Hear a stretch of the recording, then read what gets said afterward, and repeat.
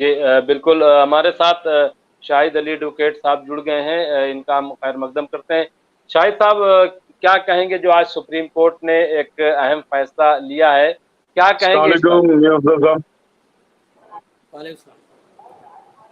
देखिए, supreme court, honourable supreme court का फैसला बहुत अच्छा फैसला है, उसका खैर मकदम करते हैं।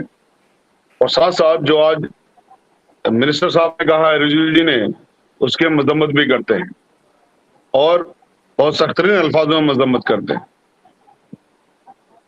आज की डेट में हालत ये हो गई है इन लोगों की कि ये लोग ऑनरेबल कोर्ट को भी चैलेंज करने में परहेज नहीं करते, कॉन्स्टिट्यूशन को चैलेंज करने में परहेज नहीं करते। वरना बताइए, ऑनरेबल सुप्रीम कोर्ट की फुल बेंच ये ऑर्डर कर रही है कि साहब हम इसको for the time being stay कर रहे हैं, फॉर द टाइम बीइंग, जब तक आप इसको रिकंसिडर कर रहे हैं।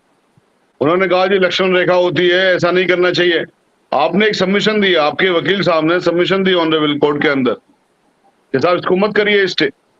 ऑनरेबल कोर्ट ने सबमिशन को सुना और सबमिशन सुनने के बाद में ऑनरेबल कोर्ट ने ऑर्डर किया।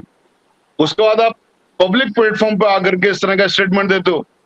मैं आपको एक दूसरी बात याद दिला दूं, जब सबरीमाला का ऑर्डर किया था ऑनरेबल सुप्रीम कोर्ट ने, तो अमित शाह साहब ने यह कहा था कि साहब कोर्ट को धार्मिक मामलों में नहीं बोलना चाहिए, ये भावना के मामले में नहीं बोलना चाहिए, जो आस्था की बात है उसमें नहीं बोलना चाहिए।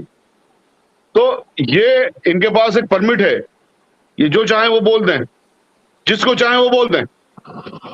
कोई और अगर जरा सा भी कुछ भी बोलता है, ऑनरेबल कोर्ट के किसी ऑर्डर के बारे में कुछ भी जरा सी बात भी करता है, तो ये पूरी तरह से अपने पूरे एक मीडिया नेटवर्क के जरिए, जो शाम 4 बजे से शुरू होता है डेली, रात 10 बजे तक हिंदू मुस्लिम मोर्चा लोग चलाते हैं, उनको एक पूरा वो मिला हुआ है कि साहब ने हिंदू मुस्लिम चलाना है।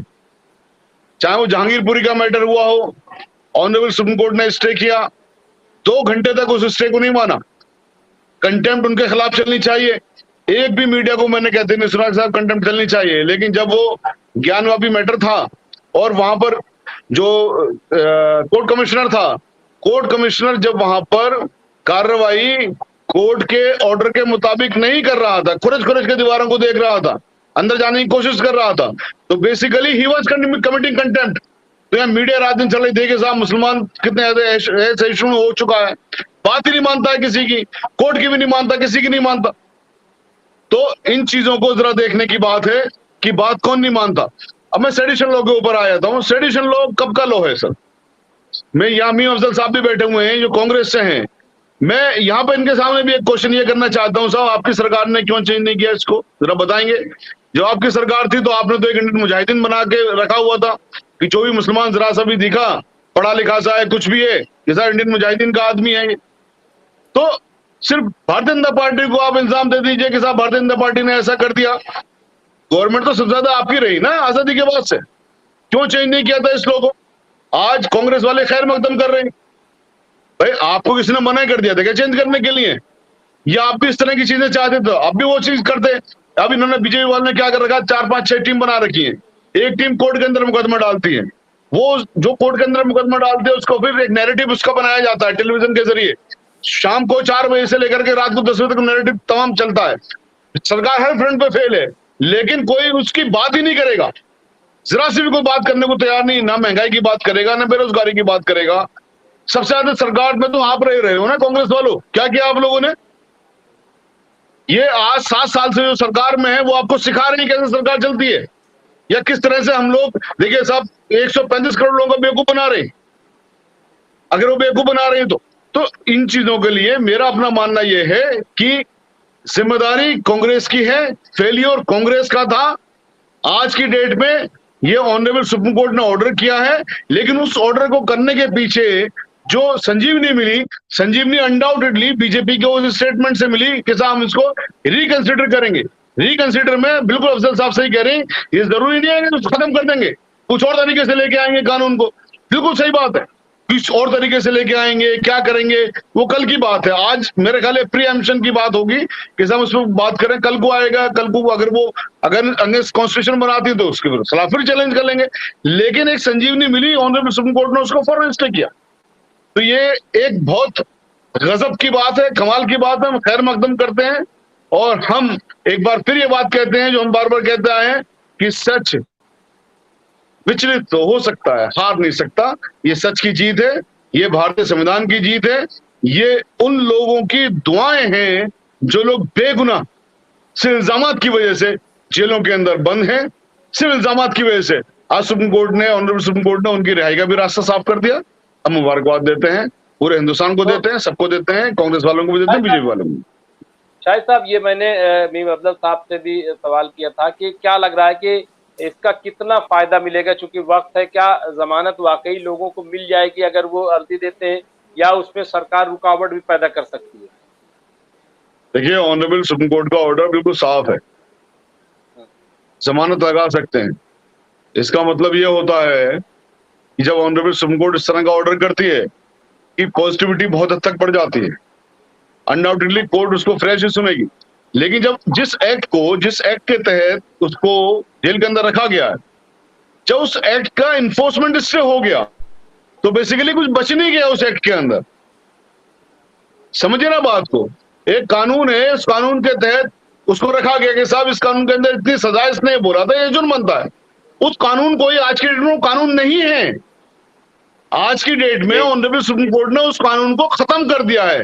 स्टे का मतलब है कि वो कानून एग्जिस्ट नहीं करता है आज की डेट में। कल वो दोबारा आ सकता है, पूरी तरह खत्म नहीं किया, सही बात है, लेकिन उसका जब इम्प्लीमेंटेशन खत्म कर दिया, उसका इन्फोर्समेंट खत्म कर दिया, उसकी ताकत ही खत्म कर दी, तो कोई जुर्म नहीं रह गया ना फिर उस कानून के तहत।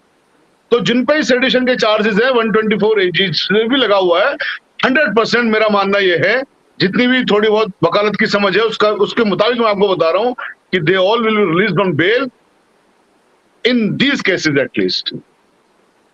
इसके अलावा शाहिद साहब, क्या लग रहा है कि क्या ये कंटिन्यू ये चीज करेगी कि ये खत्म हो जाए ये जो कानून है, क्योंकि ये तो अंग्रेजों के दौर का कानून था और ये बिल्कुल क्लियर है कि ये कानून सिर्फ जो है मुजाहिदीन आज़ादी, जंग के आज़ादी लड़ाई थे अंग्रेजों के खिलाफ, उनके लिए बनाया गया था। बिल्कुल क्लियर सी बात है।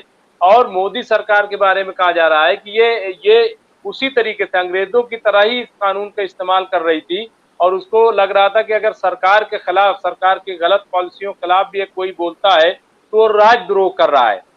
वो जो है राष्ट्रद्रोह, बल्कि अगर कह ले वो तो राष्ट्रद्रोह कहते हैं, वो कर रहा है। तो क्या क्या लग रहा है कि ये क्या वाकई खत्म हो जाएगा?